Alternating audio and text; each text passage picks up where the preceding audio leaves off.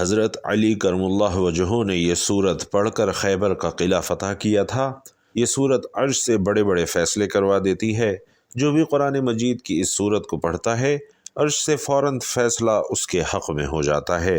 ناظرین محترم، یہ قدرتی امر ہے کہ حضرت اسرائیل علیہ السلام کا نام جب بھی کسی انسان کی زبان پر آتا ہے تو اس انسان کے پورے بدن میں ایک بار کپ کپی سی طاری ہو جاتی ہے، کیونکہ ملک الموت یعنی حضرت اسرائیل علیہ السلام ہی وہ فرشتہ ہے جو انسان کی روح کو قبض فرماتے ہیں۔ ناظرین کرام، سب سے پہلے اس بارے میں بات کرتے ہیں کہ بنی نوع انسان کی روح قبض کرنے کی ذمہ داری حضرت اسرائیل علیہ السلام کو ہی کیوں سونپی گئی تھی۔ اسی حوالے سے حضرت ابو ہریرہ رضی اللہ تعالی عنہ سے روایت ہے کہ جب اللہ سبحانہ و تعالی نے حضرت آدم علیہ السلام کو پیدا فرمانے کا ارادہ کیا تو حضرت جبرائیل علیہ السلام کو زمین سے کچھ مٹی لانے کے لیے کہا۔ جب حضرت جبرائیل علیہ السلام مٹی لینے کے لیے گئے تو زمین نے حضرت جبرائیل علیہ السلام سے کہا، میں تجھے اس ذات کی قسم دیتی ہوں جس نے تجھے میرے پاس بھیجا ہے، تم یہ مٹی نہ لے کر جاؤ، کیونکہ اس مٹی سے جو انسان بنے گا وہ فساد پھیلائے گا، خون بہائے گا اور پھر اس کو آگ میں جلنا پڑے گا۔ یہ سن کر حضرت جبرائیل علیہ السلام اللہ کی بارگاہ میں پہنچے تو اللہ نے سوال کیا کہ تم مٹی کیوں نہیں لائے؟ تو جبرائیل علیہ السلام نے جواب دیا کہ اے اللہ، جب زمین نے مجھے آپ کی عظمت کا واسطہ دیا تو میں نے اسے چھوڑ دیا۔ تو اللہ تعالیٰ نے حضرت اسرافیل علیہ السلام کو بھیجا تو ان کے ساتھ بھی یہی معاملہ پیش آیا، اور پھر حضرت میکائیل علیہ السلام کے ساتھ بھی یہی معاملہ پیش آیا، حتیٰ کہ ملک الموت حضرت اسرائیل علیہ السلام کو بھیجا گیا۔ تو زمین نے جب حضرت اسرائیل علیہ السلام کو یہی بات کہی تو اسرائیل علیہ السلام نے فرمایا کہ اے زمین، جس ذات نے مجھے تمہارے پاس بھیجا ہے وہ تجھ سے زیادہ اطاعت اور فرما برداری کا لائق ہے، تو میں اس کے حکم کے سامنے تیری بات کیسے مان سکتا ہوں؟ چنانچہ آپ علیہ السلام نے زمین کے مختلف حصوں سے کچھ مٹی لی اور اللہ کی بارگاہ میں حاضر ہوئے تو اللہ نے فرمایا، اے اسرائیل، کیونکہ تم اس مٹی کو لے کر آئے ہو تو اب تم ہی انسانوں کی روح کو قبض کیا کرو گے۔ تو آپ علیہ السلام کی اس بات پر کہ لوگ مجھ سے نفرت کریں گے، اللہ سبحانہ و تعالی نے وعدہ فرمایا کہ کوئی تمہارا نام تک نہیں لے گا اور نہ ہی تمہیں کوئی برا بھلا کہے گا۔ ناظرین، آئیے اب آپ کو حضرت اسرائیل علیہ السلام کی شکل و صورت کے بارے میں بھی بتاتے ہیں۔ ایک حدیث کے مطابق ایک روز حضرت ابراہیم علیہ السلام اپنے گھر میں موجود تھے کہ اس گھر میں ایک خوبصورت اور نوجوان شخص داخل ہوا تو آپ علیہ السلام نے پوچھا کہ اے اللہ کے بندے، تجھے اس گھر میں کس نے داخل ہونے دیا؟ تو حضرت اسرائیل علیہ السلام نے فرمایا کہ گھر والے نے۔ آپ علیہ السلام نے فرمایا کہ بے شک صاحب خانہ کو اس بات کا اختیار ہے، اب یہ بتاؤ کہ تم ہو کون؟ تو انہوں نے کہا کہ میں ملک الموت ہوں۔ آپ علیہ السلام نے فرمایا، مجھے تمہاری چند نشانیاں بتائی گئی ہیں مگر ان میں سے کوئی نشانی بھی تم میں نظر نہیں آ رہی۔ تو ملک الموت نے پیٹ پھیر لی اور حضرت ابراہیم علیہ السلام نے دیکھا کہ ان کی جسم پر آنکھیں ہی آنکھیں نظر آنے لگیں اور جسم کا ہر بال نوک دار تیر کی طرح کھڑا تھا۔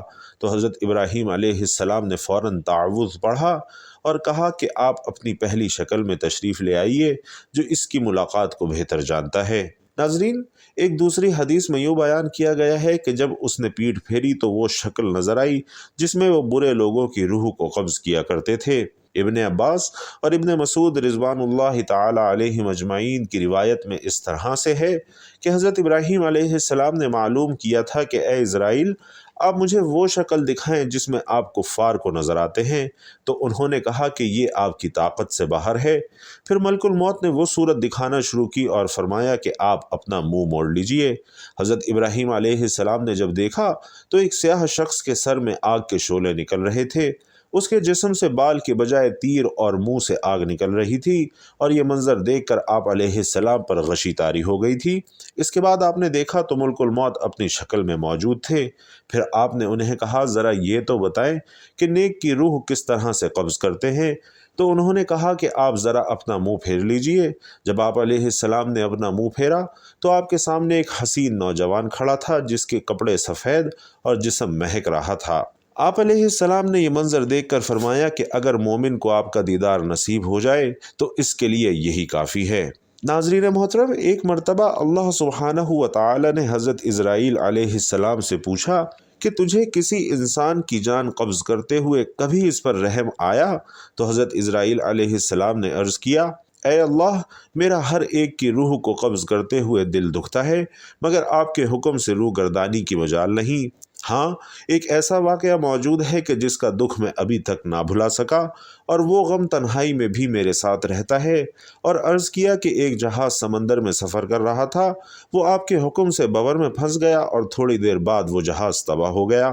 جہاز میں کئی سوار مسافر غرق ہو گئے، اور جو مسافر بچے ان میں ایک ماں اور اس کا نوزائیدہ بچہ تھا، جو تباہ شدہ جہاز پر سمندروں کی لہروں میں آپ کے رحم و کرم پر بہے چلے جا رہے تھے۔ تیز ہوا نے انہیں سینکڑوں میل دور سمندر کے کنارے پر پہنچا دیا۔ میں ماں اور بیٹے کے بچ جانے پر بہت خوش ہوا، لیکن پھر آپ کا حکم ہوا کہ ماں کی روح کو قبض کر لو۔ اے میرے پاک پروردگار، میں نے آپ کے حکم کی تعمیل کی، اور یا باری تعالی، آپ خوب جانتے ہیں یہ حکم پا کر میرا کلیجہ کانپ گیا تھا، اور میں نے اس شیرخوار بچے کو اس کی ماں سے الگ کیا تو مجھے جس قدر تکلیف پہنچی تھی میں بیان نہیں کر سکتا۔ ناظرین، اللہ سبحانہ و تعالی نے دریافت کیا کہ اے اسرائیل، کیا تجھے معلوم ہے کہ بعد میں وہ بچہ کہاں اور کس طرح سے پرورش پاتا رہا؟ اس پر اسرائیل علیہ السلام نے عرض کیا، اے میرے مالک، آپ ہی بہتر جانتے ہیں۔ تو اس پر اللہ سبحانہ و تعالی نے فرمایا کہ ہم نے سمندر کی موجوں کو حکم دیا کہ اس لاوارث بچے کو اٹھا کر ساحل سمندر پر ڈال دے، اور اس ساحل کے قریب ایک سرسبز اور شاداب جزیرہ تھا۔ پس ہم نے پھولوں کو حکم دیا کہ بچے کے نیچے پھولوں کی سیج سجا دے، اور سورج کو حکم دیا کہ اس بچے کو اپنی تیز شعاؤں سے محفوظ رکھنا۔ بادل سے کہا کہ اس بچے سے ذرا فاصلے پر برسے، اور درختوں کی شاخیں خود بخود جھک کر پھل اور ان کا رس اس بچے کے منہ میں ڈال دیتی تھی۔ پھر ہم نے اس جزیرے میں ایک شیرنی کی ذمہ داری لگا دی کہ وہ روزانہ اس بچے کو دودھ پلاتی۔ شیرنی کے خوف سے بچے کے پاس کوئی جانور نہ آ سکتا تھا، اور اس جزیرے میں ہم نے خوشنما اور حسین پرندے بھیجے جو ہر وقت چہچہاتے تاکہ اس بچے کا دل پریشان نہ ہو۔ ہواؤں کو حکم تھا کہ اس بچے کے آس پاس سے گزرے، مگر آہستہ، تاکہ ان کو کوئی تکلیف نہ پہنچے۔ اے اسرائیل، وہ تنہا اور بظاہر بے یار و مددگار بچہ پرورش پا کر خوب صحت مند اور بہادر بن گیا، اور ہم نے اس کے پاؤں میں کبھی کانٹا بھی نہ لگنے دیا، اور دنیا کی تمام نعمتیں اسے عطا کی۔ ایک بادشاہ جنگل میں شکار کرتے ہوئے ادھر آ نکلا، اور وہ صحت مند بچے کو دیکھ کر بہت خوش ہوا اور اسے اٹھا کر اپنے محل میں لے گیا۔ ان کے ہاں اولاد نہ تھی، تو اس بادشاہ نے اس بچے کو اپنا بیٹا بنا لیا، اور بادشاہ کی موت کے بعد وہ اکیلا پورے تخت و تاج کا مالک بن گیا، اور غرور و تکبر سے ہمارے بندوں پر ظلم کرنے لگا۔ ایسا سرکش نکلا کہ خود ہی خدا بن بیٹھا، اور اپنے بت بنوا کر انہیں سجدہ کروانے لگا، اور اس طرح سے خاک کا بنا پتلا ہمارا شریک بن بیٹھا۔ آخر ہم نے اس کی ہدایت کے لیے اپنے خلیل ابراہیم کو اس کے پاس بھیجا، لیکن اس ظالم نے ہمارے پیارے کو بھی آگ میں پھینک دیا۔ اے اسرائیل، اس بچے نے میرے احسانوں کا کیا شکریہ ادا کیا؟ وہ سرکش نمرود بن کر اس وقت ایک بڑے ملک کا بادشاہ ہے، اور اسی نے میرے خلیل ابراہیم کو آگ میں جھونکا ہے، اور اب خدائی کا دعویٰ کر کے لوگوں کو میری راہ سے ہٹاتا ہے، اور اس طرح سے وہ اپنا حکم نہ ماننے والے لوگوں کو سخت ترین سزائیں دیتا ہے۔ ناظرین، یہ تمام واقعہ سن کر اسرائیل علیہ السلام نے عرض کیا کہ اے مخلوقات کے مالک، میں اس سرکش بچے کی حالت سے بے خبر ہونے کے سبب اپنے دل میں خیال اور ملال لاتا رہا، اور یہ راز آپ مجھ سے بہتر جانتے ہیں۔ ناظرین، حدیث مبارکہ میں حضرت اسرائیل علیہ السلام کا ایک اور واقعہ بھی ملتا ہے، جو کہ حضرت موسیٰ علیہ السلام کا حضرت اسرائیل علیہ السلام کو تھپڑ مارنے کے حوالے سے ہے۔ اس حوالے سے حضرت ابو ہریرہ رضی اللہ تعالی عنہ فرماتے ہیں کہ ایک دفعہ موت کے فرشتے کو حضرت موسیٰ علیہ السلام کی طرف انسان کی صورت میں بھیجا گیا۔ جب وہ فرشتہ آیا تو حضرت موسیٰ علیہ السلام نے اسے تھپڑ مار کر اس کی آنکھیں پھوڑ دیں۔ وہ اپنے رب تعالیٰ کے پاس واپس گیا اور عرض کیا، اے اللہ، تو نے مجھے ایسے بندے کی جانب بھیجا جو مرنا نہیں چاہتا۔ تو اللہ تعالیٰ نے اس کی آنکھ اپنی حکمت سے درست فرما دی، اور فرمایا، ان کے پاس دوبارہ جاؤ اور انہیں کہو کہ اللہ فرماتا ہے کہ اپنا ہاتھ کسی بیل کی پشت پر رکھیں، انہیں ہر بال کے عوض جو ان کے ہاتھ میں آئے گا 1 سال کی زندگی ملے گی۔ حضرت اسرائیل علیہ السلام دوبارہ حضرت موسیٰ علیہ السلام کے پاس گئے اور انہیں اللہ کا یہ پیغام سنایا۔ حضرت موسیٰ علیہ السلام نے پوچھا، اے میرے رب پھر کیا ہوگا؟ تو پھر اللہ نے فرمایا کہ موت تو پھر بھی آنی ہے۔ تو انہوں نے جواب دیا کہ اگر موت ہی آنی ہے تو ابھی ٹھیک ہے، لیکن انہوں نے اللہ سبحانہ و تعالی سے یہ دعا کی کہ اے اللہ مجھے بیت المقدس کے قریب کر دے، چاہے وہ پھینکے گئے پتھر کی مانند ہی کیوں نہ ہو۔ نبی آخر الزماں صلی اللہ علیہ وسلم نے فرمایا کہ اگر میں وہاں ہوتا تو تمہیں راستے کی ایک پہاڑی کے سرخ رنگ کے ٹیلے کے نیچے ان کی قبر دکھاتا۔ محترم ناظرین، اس حدیث کو سننے کے بعد ذہن میں ایک سوال آتا ہے کہ ایسا کیوں ہوا؟ تو اس بارے میں ابن بطال رحمۃ اللہ علیہ لکھتے ہیں کہ اصل میں اللہ سبحانہ و تعالی نے فرشتے کو حضرت موسیٰ علیہ السلام کے امتحان کے سلسلے میں بھیجا تھا، نہ کہ موت کے لیے، اور فرشتہ انسانی شکل میں اس لیے یہ معاملہ پیش آیا۔ تو ناظرین، یہ تو تھی چند حکایات اور روایات ملک الموت یعنی حضرت اسرائیل علیہ السلام کے حوالے سے، اور اب آپ کو حضرت اسرائیل علیہ السلام کا بارگاہ مصطفیٰ صلی اللہ علیہ وسلم میں حاضری کا ایمان افروز واقعہ بھی بیان کرتے ہیں۔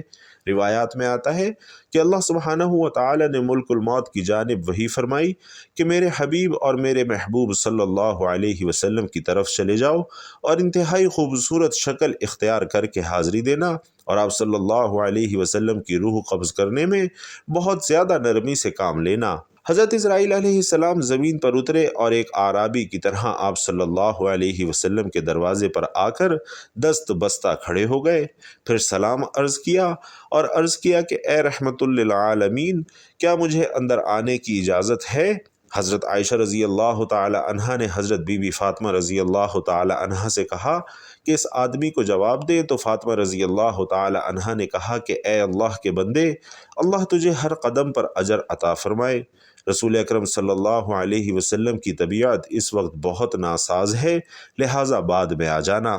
اس نے دوبارہ صدا دی تو حضرت عائشہ رضی اللہ تعالی عنہا نے حضرت فاطمہ رضی اللہ تعالی عنہا سے کہا کہ اس آدمی کو جواب دو، تو حضرت فاطمہ رضی اللہ تعالی عنہا نے اس آدمی کو پھر سے مخاطب کر کے کہا کہ اے اللہ کے بندے، اللہ آپ کو ہر قدم پر اجر عطا فرمائے۔ رسول علیہ السلام اپنے نفس میں مشغول ہیں۔ تھوڑی دیر گزرنے کے بعد اس نے پھر سے صدا دی کہ کیا میں اندر داخل ہو سکتا ہوں؟ مجھے ضرور اندر داخل ہونا ہے۔ تو رسول علیہ السلام نے حضرت اسرائیل علیہ السلام کی آواز سن لی اور فرمایا، اے فاطمہ، دروازے پر کون ہے؟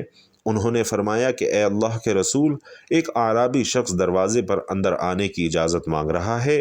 ہم نے اسے 2 مرتبہ جواب دے دیا ہے، تو اس نے تیسری بار پھر سے صدا دی ہے، جس سے میری جان کانپنے لگی۔ تو رسول علیہ السلام نے فرمایا کہ اے فاطمہ، کیا تو جانتی ہے کہ دروازے پر کون ہے؟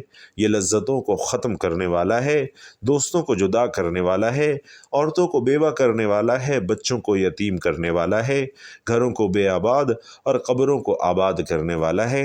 یہ ملک الموت ہے۔ پھر آپ صلی اللہ علیہ وسلم نے فرمایا کہ اے ملک الموت، اللہ آپ پر رحم کرے، داخل ہو جاؤ۔ تو اس طرح سے ملک الموت رسول اکرم صلی اللہ علیہ وسلم کی بارگاہ میں حاضر ہوئے۔ تو رسول علیہ السلام نے فرمایا، اے ملک الموت، کیا تم صرف میری زیارت کرنے آئے ہو یا میری روح کو قبض کرنے کے لیے آئے ہو؟ تو انہوں نے عرض کیا کہ یا رسول اللہ صلی اللہ علیہ وسلم، میں یہ دونوں کام کرنے کے لیے ہی آپ صلی اللہ علیہ وسلم کے پاس حاضر ہوا ہوں۔ مجھے اللہ سبحانہ و تعالی نے حکم دیا ہے کہ میں آپ کی اجازت کے بغیر آپ کے گھر میں داخل نہ ہوں اور آپ کی روح آپ کی اجازت کے بغیر نہ نکالوں۔ اگر آپ مجھے اجازت دیں تو ٹھیک ہے، ورنہ میں اپنے رب عز و جل کے پاس لوٹ جاؤں گا۔ ناظرین کرام، یہ ہے شان اللہ کے حبیب صلی اللہ علیہ وسلم کی کہ آپ صلی اللہ علیہ وسلم کی اجازت کے بغیر آپ کی روح قبض کرنا تو درکنار، آپ کے گھر کے اندر بھی داخل ہونے کے لیے فرشتے اجازت کے منتظر ہوتے ہیں۔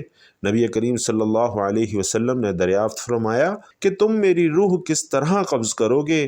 تو حضرت اسرائیل علیہ السلام نے عرض کی کہ یا رسول اللہ، میں بڑے بڑے بادشاہوں کی روح قبض کرتا ہوں، لیکن میں کبھی کسی سے نہیں پوچھتا اور کسی سے اجازت نہیں لیتا، لیکن اللہ رب العزت نے مجھے یہ حکم دیا ہے کہ میرے محبوب کے گھر کے اندر داخل ہونے کے لیے بھی اجازت طلب کرنا اور روح قبض کرنے کے لیے بھی اجازت طلب کرنا۔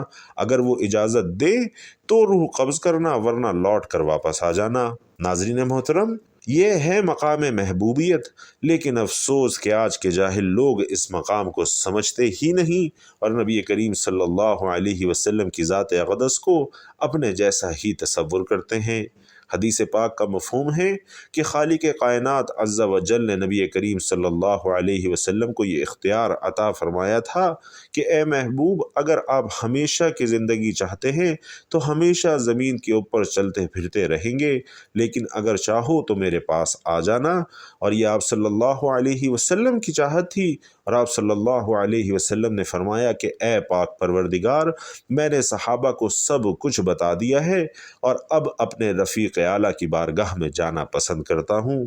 یہ مقام عالی شان کسی اور نبی کو نہیں دیا گیا، جبکہ بعض انبیاء کرام کو محدود اور مشروط طور پر یہ اختیار عطا کیا گیا تھا کہ جتنا عرصہ چاہو زمین پر رہ لو، لیکن پھر آخر کار لوٹ کر واپس ہی آنا ہوگا۔ پھر نبی رحمت صلی اللہ علیہ وسلم نے جبرائیل کی جانب نظر التفات فرمائی تو انہوں نے عرض کیا کہ یا رسول اللہ، اللہ تعالیٰ کے حکم سے تمام جنتوں کو آپ کی تشریف آوری پر اچھی طرح سے سجا دیا گیا ہے، لیکن پھر بھی آپ کی مرضی اور چاہت پر منحصر ہے، اور اگر آپ چاہیں تو آپ کو اس امر پر اختیار حاصل ہے۔ نبی رحمت صلی اللہ علیہ وسلم نے اپنے خالق حقیقی کی بارگاہ میں جانا پسند فرمایا اور رہتی دنیا تک اپنی تعلیمات کا نور چھوڑ کر خود اللہ کی عظیم المرتبت رفاقت اختیار فرمائی۔ نبی کریم صلی اللہ علیہ وسلم نے فرمایا کہ اے ابو ذر، تم قرآن کی تلاوت اور ذکر خدا کثرت سے کیا کرو، کیونکہ یہ تمہارے لیے آسمان میں شہرت اور زمین میں نورانیت کا باعث ہے۔ آپ صلی اللہ علیہ وسلم نے فرمایا، جو ایک رات میں 10 آیات کی تلاوت کرے اسے غافلین میں شمار نہیں کیا جاتا، اور جو 50 آیات کی تلاوت کرے اسے ذکر خدا میں مشغول رہنے والوں میں شمار کیا جاتا ہے، اور جو 100 آیت کی تلاوت کرے تو اسے عبادت گزار لوگوں میں شمار کیا جائے گا، اور جو ہر رات میں 300 آیات کی تلاوت کرے اسے کامیاب لوگوں میں شمار کیا جائے گا، جو 500 آیات کی تلاوت کرے اسے راہ خدا میں جہاد کرنے والوں میں شمار کیا جائے گا، اور جو 1000 آیات کی تلاوت کرے وہ ایسا ہے جیسے اس نے کثیر مقدار میں سونا راہ خدا میں دیا ہو۔ تو ناظرین کرام، یہ قرآن کی وہ صورت ہے جو عرش سے اپنی ہر بات منوا لیتی ہے۔ حضرت علی رضی اللہ تعالی عنہ فرماتے ہیں کہ میں نے 170 جنگیں اس صورت کی برکت سے جیتی ہیں۔ درہ خیبر کو بھی آپ نے اسی صورت کو پڑھ کر اکھاڑا تھا۔ تو جو شخص اس صورت کو لازمی پکڑ لیتا ہے، اس میں کچھ شک نہیں کہ وہ زمین پر اللہ کا ولی بن جاتا ہے، اور اس صورت کو پڑھنے والا کبھی کسی کا محتاج نہیں ہوتا، اور جو اس صورت کو ہمیشہ اپنے ورد میں رکھے تو اللہ تبارک و تعالی اسے دنیا کی فکر سے آزاد فرما دیتا ہے۔ اگر کوئی غیبی مخلوق کو کھلی آنکھ سے دیکھنا چاہے تو اس سورہ مبارکہ کو پڑھے کہ اس صورت کو قبرستان کے کسی مردے کی قبر پر کھڑے ہو کر ایک مرتبہ پڑھے اور اس کا ثواب اس قبر والے کو ایصال کر دے تو 300 سال تک اس قبر کے مردے کو عذاب نہیں ہوگا۔ ناظرین محترم، یہ سورۃ المزمل ہے، اور یہ وہ سورت ہے کہ جو اپنے پڑھنے والے کے حق میں عرش سے بڑے بڑے فیصلے کروا لیتی ہے، اپنی ہر بات منوا لیتی ہے، پڑھنے والے کی قسمت اور تقدیر کو بدل دیتی ہے۔ تو ہر روز کم سے کم ایک مرتبہ اس سورت کو لازمی پڑھا کریں۔ اگر آپ چاہتے ہیں کہ آپ کسی کے محتاج نہ ہوں اور زندگی کے ہر موڑ میں کامیاب ہوں اور کامیابی آپ کے قدم چومے، آپ کے گھر میں رزق اور دولت کی بارش ہونے لگے، فتح اور کامرانی اور عزت و شہرت آپ کا مقدر بنے، تو سورۃ المزمل کو ہر روز کم از کم ایک مرتبہ لازمی پڑھا کریں۔ اس سورہ مبارکہ کی تلاوت کو ہر روز اپنی زندگی کا حصہ بنا لیں تو انشاءاللہ تبارک و تعالی آپ کی تقدیر بدل جائے گی۔ تو اس عمل کو لازمی کریں۔ اللہ سبحانہ و تعالی ہم سب کو نیکی کی بات سننے، سمجھنے اور اس پر عمل پیرا ہونے کی طاقت اور توفیق مرحمت فرمائے۔ میرا سنانا اور آپ کا سننا اپنی بارگاہ میں قبول و منظور فرمائے، آمین یا رب العالمین۔ ناظرین کرام، ویڈیو پسند آئی ہو تو کمنٹ باکس میں ایک مرتبہ صدق دل سے سبحان اللہ لکھنا مت بھولیے گا۔ اللہ تعالیٰ آپ سب کا حامی و ناصر ہو، آپ سب کی مشکلات حل فرمائے، آپ سب کی تمام نیک جائز حاجات کو پورا فرمائے، آمین یا رب العالمین۔